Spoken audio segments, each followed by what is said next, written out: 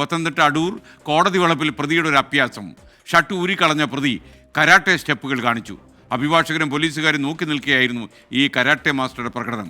കടയുടമയെ മർദ്ദിച്ച കേസിൽ പിടിയിലായ ജോജൻ ഫിലിപ്പാണ് ഈ അഭ്യാസം എടുത്തത്. അതൊന്ന് കണ്ടോളൂ, അദ്ദേഹം എങ്ങനെയാണ് കോടതി വളപ്പിലാണ് ഈ നടക്കുന്നതെന്നുള്ളത്. കഴിഞ്ഞു. ശ്രീജിത്ത് ശ്രീകുമാരൻ ടെലിഫോണിൽ ചേരുന്നു. ശ്രീജിത്തെ, ഈ കരാട്ടയെ മിസ്യൂസ് ചെയ്ത ഈ മനുഷ്യന്റെ പ്രകോപനം എന്തായിരുന്നു? SKM ഈ കേസ് വിളിക്കാൻ അല്പസമയം വൈകിയെന്നാണ് മനസ്സിലാക്കുന്നത്. പോലീസുകാർ വിലങ്ങഴിച്ച ഉടൻ തന്നെ ഇത്തരത്തിൽ ഷർട്ട് ഊരിക്കളയുകയാണ് ആദ്യം ഈ ജോജൻ ചെയ്തത്. അതിനുശേഷം പിന്നീട് കരാട്ടെ സ്റ്റെപ്പ് ഓരോന്നായി കാണിക്കുകയായിരുന്നു.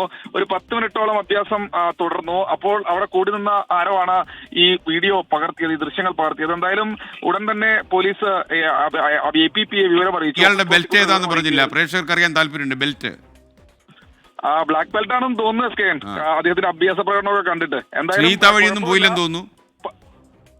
SKM കുഴപ്പമില്ല. എന്തായാലും കുറച്ച് കഴിഞ്ഞപ്പോൾ APP തന്നെ ഇടപെട്ട കേസ് വിളിച്ചു. ഇയാളെ എന്തായാലും കൊട്ടാരക്കര ജയിലിലാക്കിയിട്ടുണ്ട്. ഇനി അവിടെ അഭ്യാസ പ്രകടനം നടത്തുമെന്നാണ് പോലീസ് പറയുന്നത്. എന്തായാലും കരാട്ടെ മാസ്റ്റർ കോടതിയോട് കയറി കളിച്ച് ശരിയായില്ല, ഫലം അനുഭവിച്ചു പോകും.